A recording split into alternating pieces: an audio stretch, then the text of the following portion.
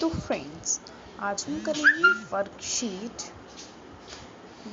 Study है। Worksheet पे हम आएंगे और ये होता है आपका परपेंडिकुलर। तो आज इंग्लिश फ्राइडे की वर्कशीट करेंगे। तो बच्चों, मैंने आपको पहले भी बोल रहा कि आप कमेंट सेक्शन में ज़रूर बताएं कि किन बच्चों ने हिंदी मीडियम ली है और किन्हों ने इंग्लिश लिया, तो मैं उसी हिसाब से करूँगी। ओके, तो ये है हमारी आज की वर्कशीट। तो सबसे पहले हम इन्वायरमेंट। तो बच्चों, आइए इसको जानिए। इन्वायरमेंट, व्हाट इज इन्वायरमेंट आपने पहले भी पढ़ा होगा, राइट। तो आज हम पढ़ेंगे इन्वायरमेंट। ये worksheet directorate of education university भेजे वर्कशीट है। ये subject social science means geography की वर्कशीट है। ये worksheet number 4, day 16, 4/2021, class 7 worksheet. यहाँ पे स्टूडेंट अपना नेम लिखेगा, यहाँ पे अपनी क्लास टीचर का नेम लिखेगा। तो आइए वर्कशीट को स्टार्ट करते हैं।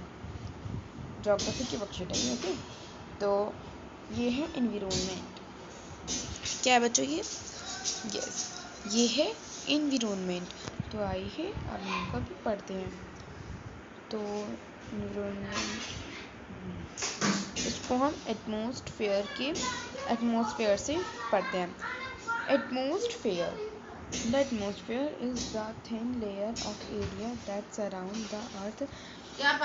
The gravitational force of the earth hold the atmosphere around it.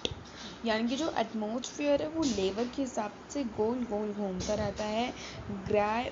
Gravitational force the earth hold atmosphere around it. Okay, around it. It protects us from the harmful rays and scorching heat of the sun. जो atmosphere है वो raise harmful यानी कि harmful होता है, और जो इसका जो स्कॉचिंग हीट है वो सन के हिसाब से होता है। It consists of number of gases, इसमें बहुत सारे गैसेस हैं। डस्ट एंड वाटर वेपोर, ये आपने पढ़ा होगा, और हम पढ़ेंगे लर्न बाय डूइंग। आइए, learn by doing.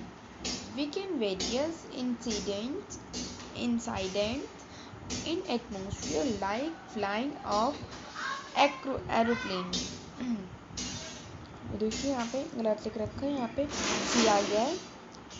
Flying the birds, क्या लिखा है ये? Flying the birds, 12th of star etc. Make of list of sun incidents and explain in the importance of atmosphere. Learning by doing. आप इसको अपनी copy में note कर सकते हैं। हो सके तो लर्न भी कर लीजिए इसको, क्योंकि इधर लिखा हुआ है लर्न बाय डूइंग। लर्न भी करें, लिखे। ओके, तो अब हम आगे बढ़ते हैं। Let us know. Okay, the air in the earth atmosphere